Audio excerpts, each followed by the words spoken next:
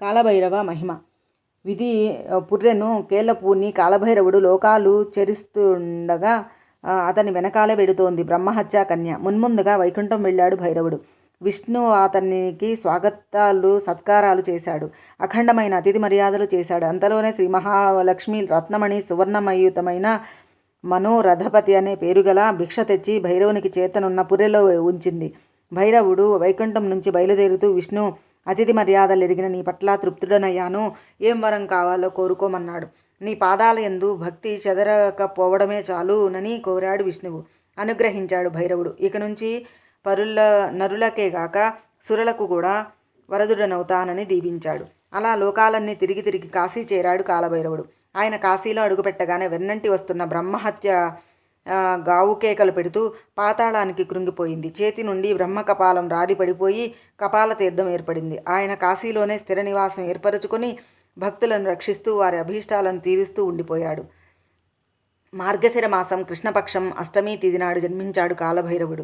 ప్రతి సంవత్సరం ఆ రోజు ఉపవసించి కాలభైరవ సన్నిధానంలో భక్తియుతంగా జాగరణ చేసినట్లయితే ఆ స్వామి వారి సర్వపాపాలను పారద్రోలుతారు. కాశీలోనే నివసించేవారు మాత్రం ప్రతి అష్టమి చతుర్దశి తిథులలోనూ మంగళవారం నాడు కూడా ఖచ్చితంగా కాలభైరవ దర్శనం చేసుకోవాలి. అలా చెయ్యని వారి పాపాలు శుక్లపక్షం చంద్రునిలా దినాభివృద్ధి చెందుతాయి. ఆ కాలభైరవోపాఖ్యానాన్ని ఆపాంతం అర్ధ సంయుతంగా పఠించిన వారికి ఈ కాలభైరవ భైరవోపాఖ్యానాన్ని ఆశాంతం అర్ధ సంయుతంగా పఠించిన వారికి కారాగారాది బంధాల నుండి కూడా విముక్తి లభిస్తుంది. ఉగ్ర నరసింహుడు. కాలభైరవ కథానంతరం ఋషులు శివుని శరభావతారం గురించి కోరడాన్ని పురస్కరించుకొని సూతుడా దివ్యగాథనిలా వినిపించసాగాడు. సనకసనందనాదుల శాపం వల్ల వైకుంఠ ద్వారపాలకులైన జయ విజయులిద్దరూ కశ్యపుని వల్ల ద్వితీయందు హిరణ్యాక్ష హిరణ్యకశిపులుగా ఆవిర్భవించారు. హిరణ్యాక్షుడు భూమి చాపలా చుట్టి ఏట్లోకి విసిరేశాడు. అప్పుడు శ్రీహరి వరాహ రూపం ధరించి వాణ్ణి వధించి వసుధను యథాస్థాన స్థితము చేశాడు. అందుకు అలిగిన హిరణ్యాక్షుడి జ్యేష్ఠ భ్రాత హిరణ్యకశిపుడు లోకకంటకుడిగా పరిణమించాడు. అంతటి లోకకంటకుడు పరమ విష్ణుద్వేషి అయిన హిరణ్యకశిపుడికి నిరంతర విష్ణు చింతనాపరాయణుడు విష్ణుభక్తులతో శ్రేష్ఠాతిశ్రేష్ఠుడైన కుమారుడు కలిగినాడు. ఆ కుమారుడే ప్రహ్లాదుడు. ఆగర్భ నారాయణ ద్వేషి అయి తపించే అతగాడు తండ్రికి కంటకుడయ్యాడు. విద్యాభ్యాసం వల్ల బిడ్డలో మార్పు రావచ్చునని ఆలోచించిన హిరణ్యకశిపుడు శుక్రాచార్య నందనులైన చండామర్కులను రావించి విద్యాశిక్షణ నిమిత్తం ప్రహ్లాదుని వారికి అప్పగించాడు. అయినా ఫలితం లేకపోయింది. దాంతో హిరణ్యకశిపుడు ప్రహ్లాదుని చదువు మాన్పించి వేసినాడు. విష్ణు భక్తి మానకపోతే వేద వలపాలు చేస్తానని జడిపించాడు. జంకలేదు ప్రహ్లాదుడు. ఒళ్ళుపై మర్చిపోయాడా హిరణ్యకశిపుడు. కర్కోటుకుల వంటి కింకరులను అప్పగించాడు. కింకరులకు ప్రహ్లాదుని కొండల మీద నుంచి తోయించాడు. సముద్రంలోకి నెట్టించాడు. అగ్నిగుండాలలోకి విసిరివేయించాడు. ఏనుగులతో తొక్కించాడు. మరుగుతున్న నూనెలో వేపించాడు. పాముల చేత కరిపించాడు. కొట్టించాడు, తిట్టించాడు. చిట్ట చివరికి కాలకోట విషం కూడా పెట్టించాడు. అయినా చావలేదు ప్రహ్లాదుడు. ఎంతకీ చావని కొడుకుతో తానెలా చావాలో అర్థం కాలేదు హిరణ్యకశిపుడికి. ఒకనాడు కొడుకును ఏకాంతంలోకి పిలిచాడు. విష్ణువని ఇంత నమ్మకంగా ఆరాధిస్తున్నావే, ఆ విష్ణువు ఎప్పుడైనా చూశావా అని అడిగాడు. చూడకపోవడమేమిటి, ఇప్పుడు నేను కూడా చూస్తూనే ఉన్నానని చెప్పాడు ప్రహ్లాదుడు. నాకు చూపిస్తావా అని అడిగాడు రాక్షసేంద్రుడు. నువ్వు చూడాలే కానీ ఆయన లేనిదెక్కడా, ఇందుగలడందు లేడని సందేహం ఎందెందు వెతికినా అందందే ఆయన గోచరుడే గదా అని అన్నాడా బాలకుడు. ఏమిటేమిటి, ఎక్కడ పెడితే అక్కడ ఉన్నాడా ఆ విష్ణువు? అయితే ఏది ఈ స్తంభంలో ఉన్నాడేమో ఒకసారి చూపించు అని అడిగాడు రాక్షసరాజు. ప్రహ్లాదుడు చూపించు అని పిడికిలి బిగించి సభాస్తంభానికి హిరణ్యకశిపుడు వేసిన వేటుతో పగిలిన స్తంభంలోంచి రగులుతున్న అగ్నిలా నరహరి రూపంలో ఆవిర్భవించాడు ఆ విష్ణువు. మనిషి కాక మృగము కాక నృసింహ రూపంలో ఆవిర్భవించిన విష్ణువుని గుర్తించలేక భయంతో కంపించిపోయాడా హిరణ్యకశిపుడు. ఆ నరసింహస్వామి హిరణ్యకశిపుడిని తన తొడలపై పరుండబెట్టుకుని ప్రాణులు కానీ తన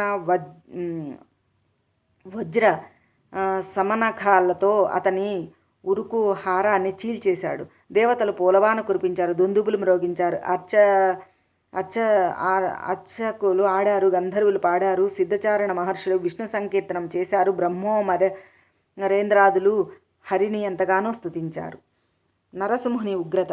అలా దేవతలందరి చేత స్తుతింపబడుచున్నాడు గాని ప్రసన్నుడు మాత్రం కాలేదా నృసింహుడు. పైగా హిరణ్యకశిపుడి పేగులను మెడలో ధరించాడు. ఆ రాక్షసుణ్ణి వక్షోరుధిరధారల్ని ఎర్రగంధం పూసుకున్నట్లు పూసుకున్నాడు. అది చాలదన్నట్టు బీజశోధనం కూడా చేశాడు. అప్పటికీ ఆవేశం అణుచుకోలేక హిరణ్యకశిపుని కళేబరాన్ని, రక్తం ఓడుతున్న దాన్ని మెడల మీద వేసుకొని దుర్భర గర్జనాలతో విశ్వాన్ని మింగేటంత నోరు తెరుచుకొని లోకం మీద పడ్డాడు. ఆ నరసింహుడు గర్జనకు ఆకాశంలో మేఘాలు ముక్కలు ముక్కలైపోయాయి, పక్షులు గుండెలవిసి మేలకు రాలిపోయాయి, నక్షత్రాలు వణికాయి, గ్రహాలు గతులు తప్పిపోనారంభించాయి, సముద్రాలు పొంగాయి, సూర్యుడు అయిపోసాగాడు. సిద్ధ చారణ యక్ష విద్యాధరాదులు తలా ఒక దిక్కుకు పరిగెత్తసాగారు. కులగిరిలు కంపించాయి. ఆయన పదఘాతాలకు భూమి గడగడలాడిపోతోంది. ఏవీ పాతము లేకుండా మహావృక్షాలు నేలబడిపోయాయి. మహామునులు తపస్సు అంతరాయము భరితలయ్యాయి. యోగుల ధ్యానాలు నిలకడ మానేశాయి. ఋషులు హాహాకారాలు చేశారు. దేవతలు అల్లాడిపోయారు. సప్తమహర్షులు శాంతి ప్రవచనాలు మొదలుపెట్టారు. అయినా నరసింహస్వామిలో ఉగ్రత్వం చల్లారలేదు. భగవంతుడు భక్తులకే గాని అన్యులకు సులభుడు కాదు కదా. అందువల్ల ఆయన భక్తులైన నారదాదులు గాని, వైకుంఠంలో ఉండే ఆయన నిత్యసేవకులు గాని, పారిషదులు గాని, చివరికి లక్ష్మీదేవి కూడా ఆయన తీవ్రత్వాన్ని నిలువరించలేకపోయారు. బ్రహ్మదేవుడంతటి వాడికి కూడా ఏం చేయాలో పాలుపోలేదు. అందరూ వెళ్ళి శివుడిని శరణు వేడారు. శివుడు వారికి అభయమిచ్చి వీరభద్రుని నృసింహస్వామి చెంతకు పంపారు. వెళ్ళాడు వీరభద్రుడు. నృసింహుడితో మృదువుగా మాట్లాడాడు. ఉగ్రత్వాన్ని చల్లార్చమన్నాడు. వినలేదా నరసింహుడు? నువ్వెవడవి నాకు చెప్పడానికి? నేను తలుచుకుంటే చరాచర విశ్వం మొత్తం చప్పరించి పారేస్తాను, జాగ్రత్త అన్నాడు. అంతేనా? తానే పరబ్రహ్మనని మృత్యుంజయుడనని ప్రసంగించాడు. నువ్వెలా పరబ్రహ్మ అవుతావు? పరబ్రహ్మ అంటే శివుడే అని సోదాహరణంగా వివరించాడు వీరభద్రుడు. కానీ నరహరి చెవివేవీ ఎక్కలేదు. ఇక లాభం లేదనుకున్నాడు వీరభద్రుడు. తక్షణమే మహాద్భుతమైన రూపాన్ని ధరించాడు. వీరభద్రుని శరభావతారము. ఆ రూపంలో ఆయన సర్వాకాశాన్ని ఆక్రమించాడు. బంగారు రంగులో వెలిగిపోతున్నాడు. సమస్తమైన తేజస్సులు ఆయనలో లీనమైపోతున్నాయి. 1000 చేతులతో జడధారి అయి చంద్రరేఖాజటుడై సువిశాలమైన 2 రెక్కలతో, పొడవైన ముక్కుతో, పెద్ద పెద్ద కోరలతో, వజ్రాభాలైన గోళ్లతో, నీలకంఠంతో, 4 కాళ్లతో, 3 కళ్లతో హుంకారాలు చేస్తూ విజృంభించాడు. ఆ శరభరూపాన్ని చూస్తూనే తన బల సామర్థ్యాలను కోల్పోయాడు. శరభాతారుడైన ఆ వీరభద్రుడు నృసింహుడి చేతులను పట్టుకున్నాడు. రెక్కలతో అతని నాభిని, పాదాలను తాడిస్తూ పుచ్ఛంతో అతన్ని బంధించాడు. నరసింహుడిచే భీతావహులైన వారు అంతా తన పరాక్రమానికి అబ్బురపాటు మెచ్చుకోలు జోడించి అశరభ శరభ అల్లల్ల వీర అని ఉత్సాహపూరితంగా పాడుతూ ఆడుతుంటే వీరభద్రుడు నృసింహుడి రొమ్మున దెబ్బలు కొడుతూనే గరత్మంతుడు పాముని లేపుకుపోయినట్లుగా ఆయనను తన్నుకుపోయాడు. కైలాసానికి అతగాడి మొండాన్ని తలని విడదీశాడు. సూక్ష్మరూపం శివుడిలో కలిసిపోయింది. స్థూల పదార్థం యొక్క చర్మాన్ని శివుడు కట్టుకున్నాడు. శివుణ్ణి తన మెడలోని ముండమాలికలతో తరళ స్థానంలో అలంకరించుకున్నాడు. తదనంతరం కథ వినండి. గృహావతియను వైశ్వానరునకు అగ్నివద పదప్రాప్తి కలుగుట. బహుకాల పూర్వం నర్మదా నదీ తీరంలో ధర్మపురం అనే పట్టణము ఉండేది. అక్కడ శాండిల్యగోత్రుడైన విశ్వానరుడనే విప్రుడు తన భార్య అయిన శుచిష్మతి అనే ఆమెతో కలిసి ధర్మానువర్తి అయి నైష్ఠికుడై ఉంటున్నాడు. సంతానం తప్ప సర్వసంపదలు ఉన్న విశ్వానరుడు ఒకనాడు భార్య యొక్క మనోవాంఛితాన్ని నెరవేర్చదలసి సల్పుత్ర సిద్ధికై శివారాధనే శ్రేష్టమని ఎంచి కాశీ వెళ్ళాడు. అక్కడే నివాసం ఏర్పరచుకొని అతని వీరేశ్వలింగమును యథాశక్తి 1 ఏడాది పాటు ఆరాధించాడు. ఆరాధనా నిమిత్తమై శ్రీ వీరేశ్వర లింగాన్ని సమీపించేసరికి ఆ లింగ మధ్యంలో 8 ఏళ్ల కుర్రాడు కనిపించాడు. ఆ బాలుని చూసి అతనినే మహేశ్వరుడా భావించి స్తుతించాడు విప్రుడు. బాలక రూపంలో ఉన్న బాలేంధరుడు సంతృష్టి చెందాడు. విశ్వానర, నువ్వు చేసిన ఈ స్తుతిపాఠం అభిలాషాష్టకమనే పేరు ప్రసిద్ధి అవుతుంది. రోజుకి 3000 చొప్పున సంవత్సరం పఠిస్తే సిద్ధిస్తుంది. ఇక నీ కోరిక ప్రకారమే నేను నీ వల్ల నీ భార్య అయిన సుశీష్మతి యందు ఆవిర్భవిస్తాను అని అనుగ్రహించాడు. అనుగ్రహించిన ప్రకారమే ఒకానొక శుభముహూర్తాన సుచిష్మతి నుండి ప్రసవింపబడ్డాడు. బ్రహ్మదేవుడంతటివాడు స్వయంగా దిగివచ్చి ఆ బిడ్డకు గృహపతి అని నామకరణం చేశారు. వెళ్ళిపోయాడు. వెంట 4వ నెల రాగానే విశ్వానరుడు ఆ బిడ్డకు అన్నప్రాసన కర్ణవేద చేయించారు.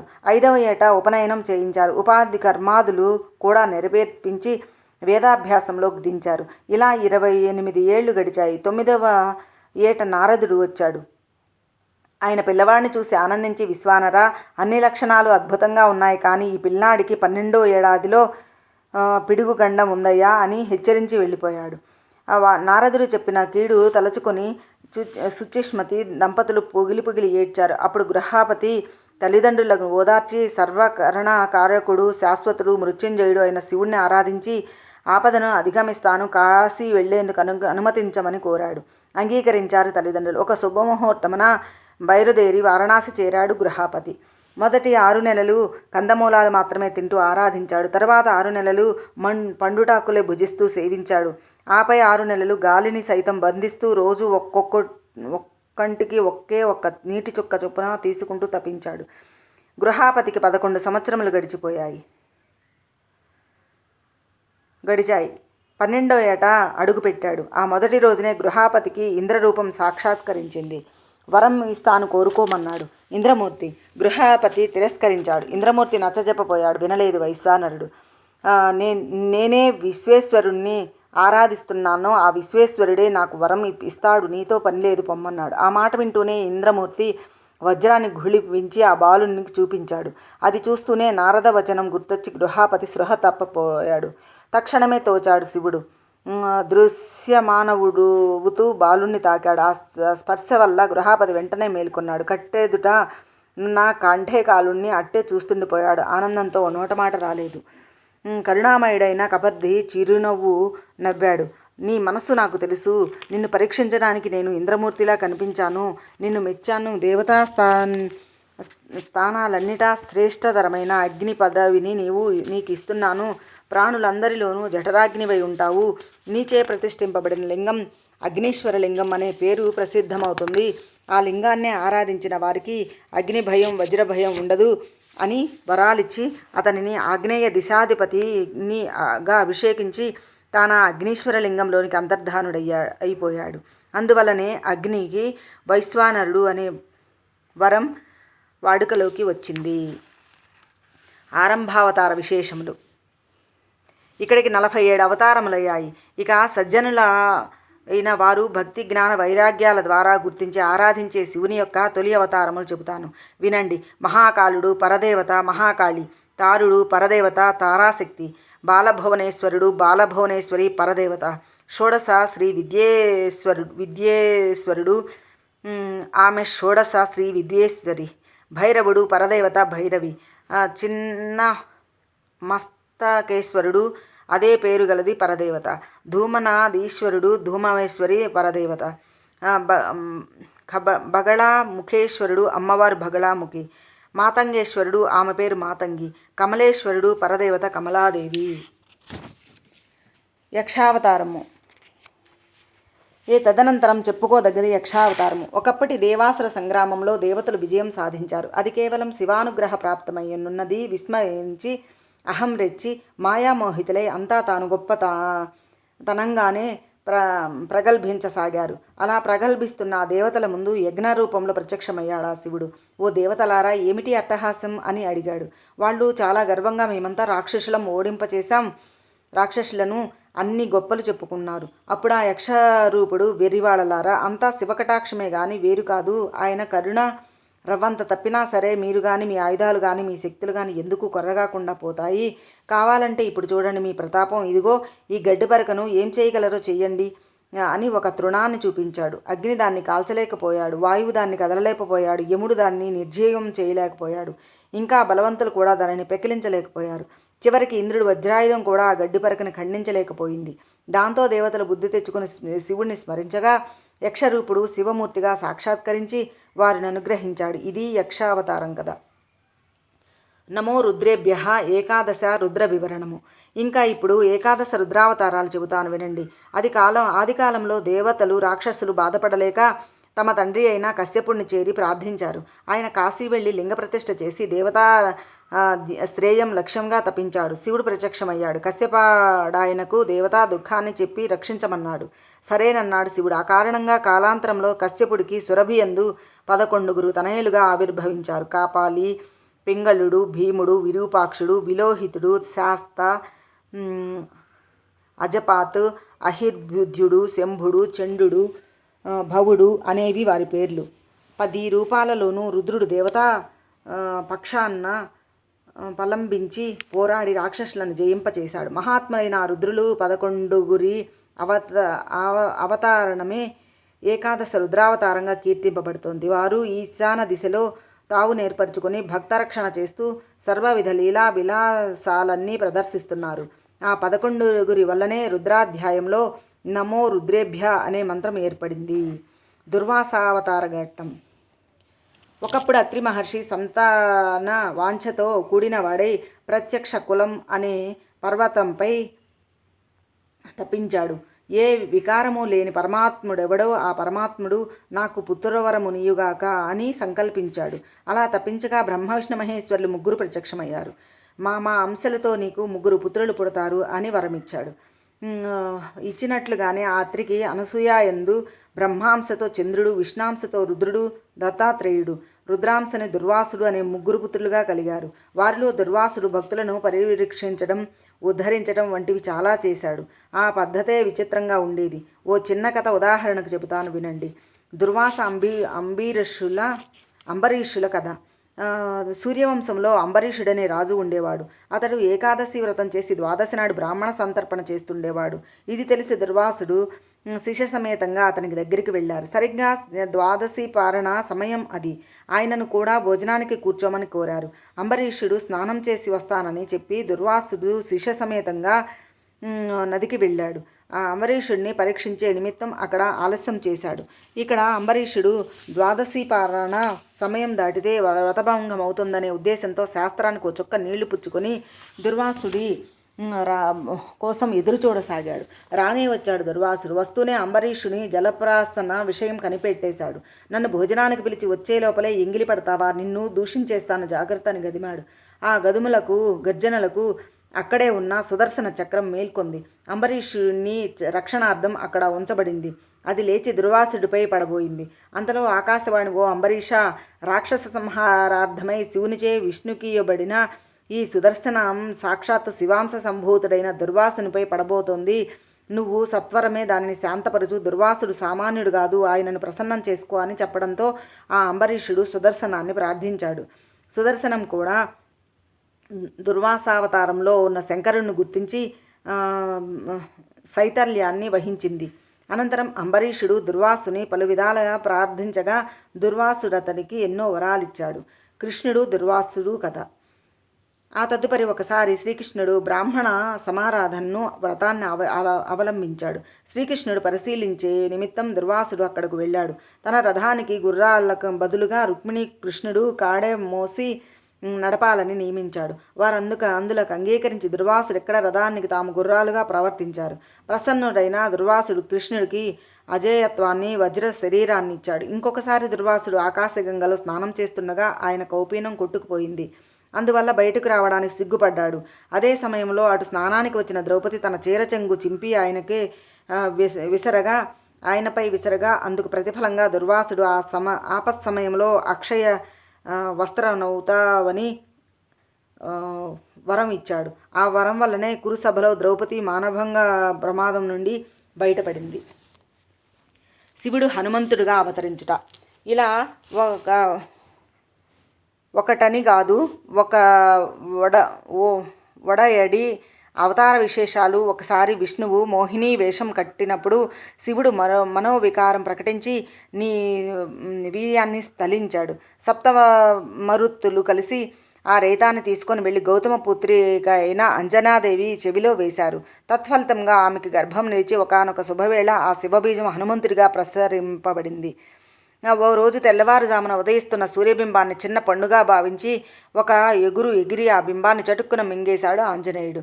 ఆయన శివాంశ సంభూతుడని ఎరిగినందువల్ల దేవతలంతా వచ్చి ప్రార్థించగా తిరిగి సూర్యుడిని వెలిగెక్కాడు. హనుమ, దేవతలు, ఋషులు అనేక రకాల వరాలనిచ్చి ఆయనకు అనుగ్రహం పొందారు. అనంతరం బాలాంజనేయుడు తన తల్లి ఆజ్ఞ ప్రకారం సూర్యరథంతో సమంగా సంచరిస్తూ అష్టాదశ విద్యల్ని నేర్చుకున్నాడు.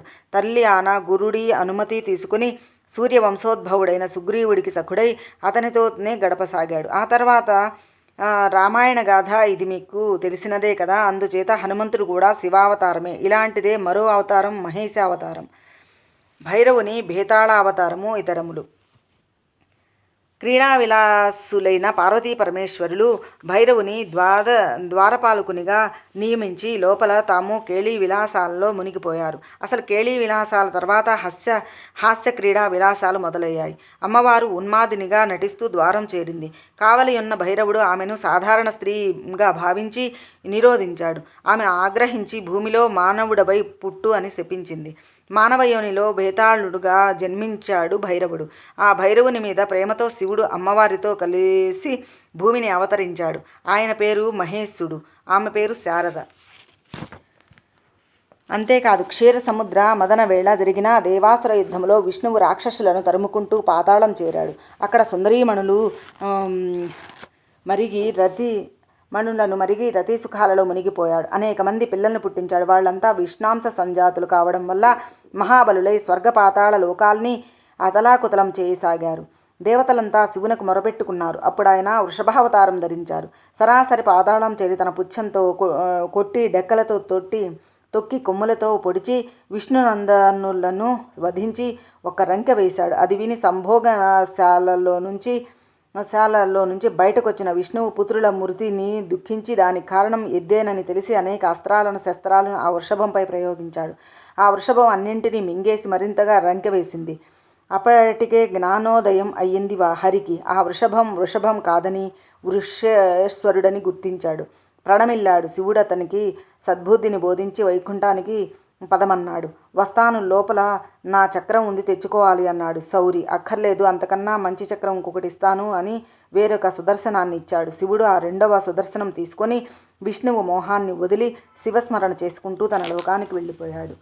పినాకి పిప్పలాదుడగుట. వృతాసురుడికి దేవతలకి యుద్ధం జరిగినప్పుడు దేవతలంతా ఓడిపోయారు.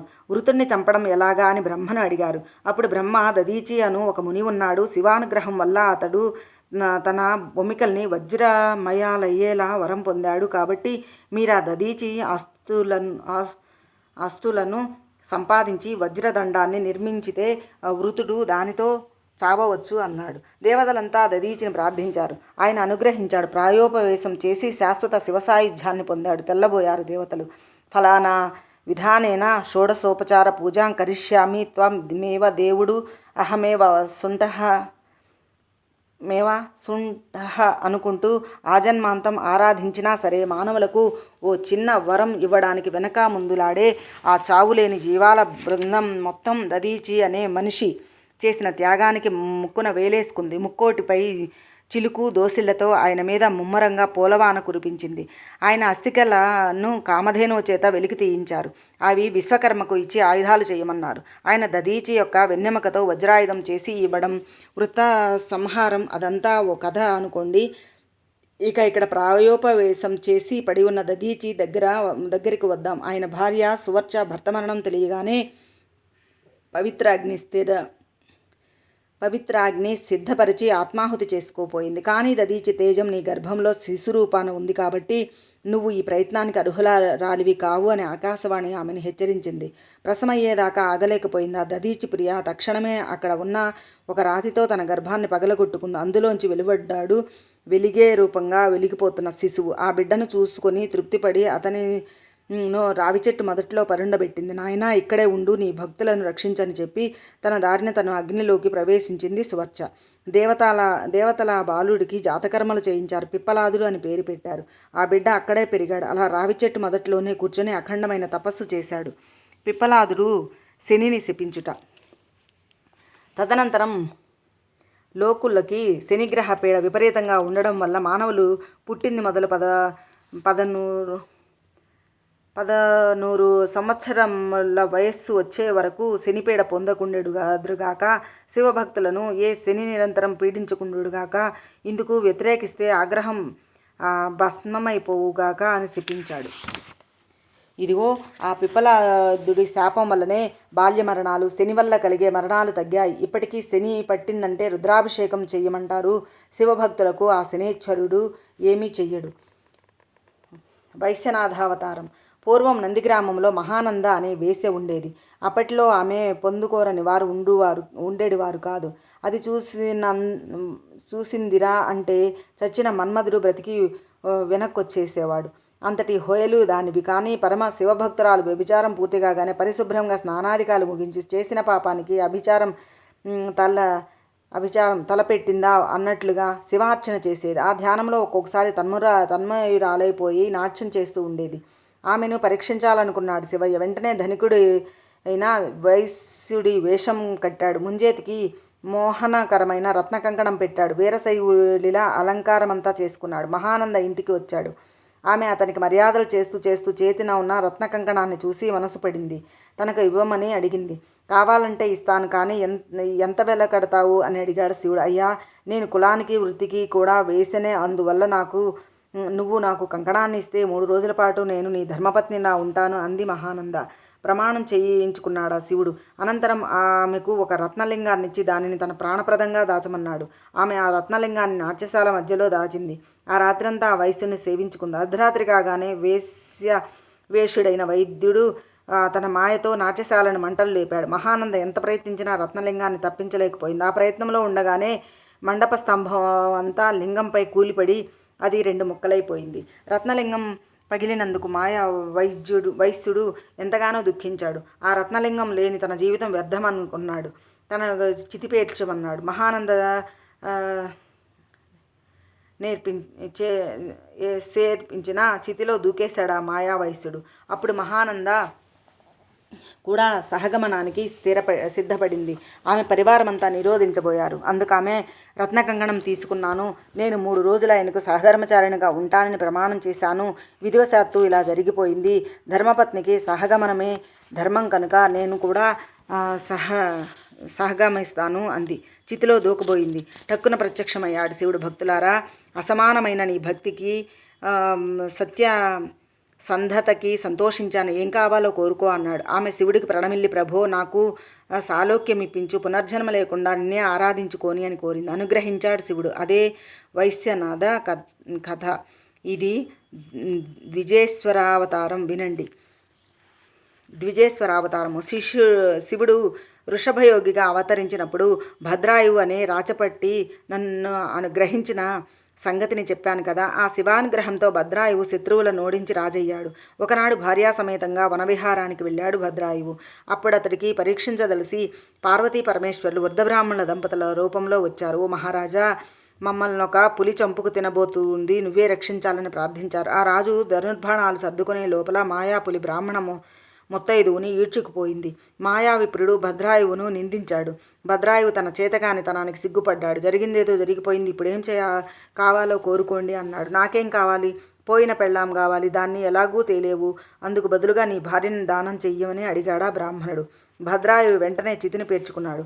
తన భార్యను జలధార పూర్వకంగా బ్రాహ్మణునికి దానం చేసి తాను చితిలో దూకబోయాడు. మాయాబ్రాహ్మణుడు అతనిని వారించి తన నిజస్వరూపం చూపించాడు. ఏం కావాలో కోరుకో అన్నాడు. భద్రాయువు తన తల్లిదండ్రులైన వజ్రబాహు మహారాజు దంపతులకు, పద్మాకరుడనే వైశ్యునకు, అతని కొడుకు సునయనకు పరధామంలో శివ కింకరత్వాన్ని అనుగ్రహించమని కోరాడు. తన తల్లిదండ్రులైన సీమంతిని, చంద్రాకరులకు కూడా శివసాయుధ్యాన్నిమ్మని ప్రార్థించింది రాణి. అందరికీ అన్నీ ఇచ్చి అంతర్హితమైన అద్భుత అవతారమే ద్విజేశ్వరావతారం. యతినాథ హంసావతారములు. అద్భుతం అనే పర్వత ప్రాంతంలో అహుక అహుకుడు అనే బిల్ల దంపతులుండేవారు. నిత్య శివసేన తత్పరులై ధర్మ పద్ధతిలో జీవిస్తున్న ఆ పామరులకు పరీక్షించాలనుకున్నాడు పరమేశ్వరుడు. వెంటనే యతినాథుడు వేషంలో అహుకుడి ఇంటికి వచ్చాడు. వారిచ్చిన ఆతిథ్యం స్వీకరించాడు. ఆ రాత్రికి అక్కడే తలదాచుకోమని అడిగాడు. అసలే వాళ్ళది బుల్లి గుడిసె, ఇద్దరికీ తప్ప చాలదు. అంచేత తాను బయట కాపు ఉంటానని చెప్పి యతిని తన సతిని గుడిసెలో పడుకోమన్నాడు. ఆ ముకుడు బయట కాపున్న అహుకుడు ఆ రాత్రి క్రూర మృగాల బారిన పడి చనిపోయాడు. ఉదయం గుడిసె వెలుపలికి వచ్చి యతి అహుకుడి శవాన్ని చూసి నివ్వెరపోయాడు. అహుక చితి నేర్పరచుకొని భర్తతో పాటే అందులో దుమికింది. అప్పుడు కనిపించాడా శివుడు. మిమ్మల్ని పరీక్షించవచ్చిన యతినాథుడిని నేను.